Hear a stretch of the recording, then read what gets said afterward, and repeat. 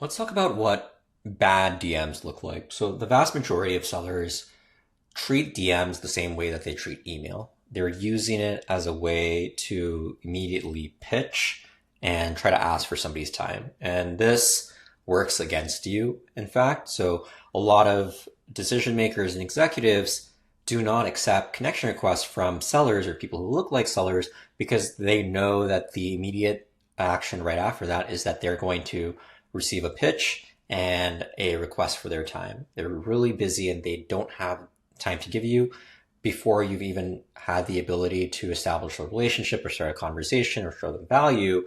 You're already indicating that, like, hey, I'm going to be somebody who's going to annoy you and ask for your time. So do not pitch slap, which is why earlier I mentioned send blank connection requests as much as possible.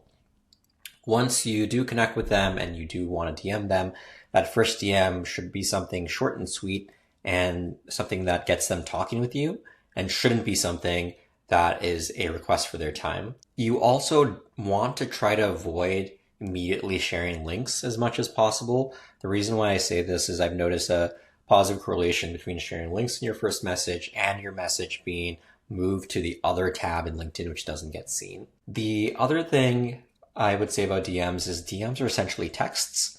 You probably wouldn't send somebody a large wall of text in a DM, nor should you actually send that via email, but that's a topic for another time.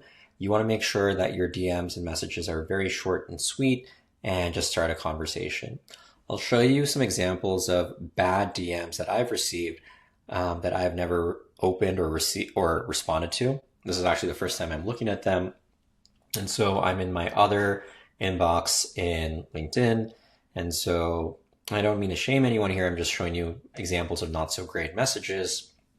This is an InMail, just like a lot of text. I'm not reading this immediately saying like, hey, put time on my calendar. As soon as I see this bit, I'm just like, no, I'm not reading this. I don't want to spend time with you. Um, let's look at another example of this. So once again, sharing links with me, lots and lots and lots of text, um, and then asking me for my email and stuff. Instead, they really should just be trying to start a conversation.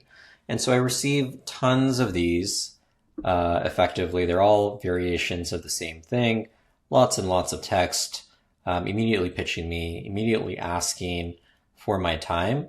And that's just not what good outbound looks like. So try to avoid this as you start thinking about prospecting on LinkedIn.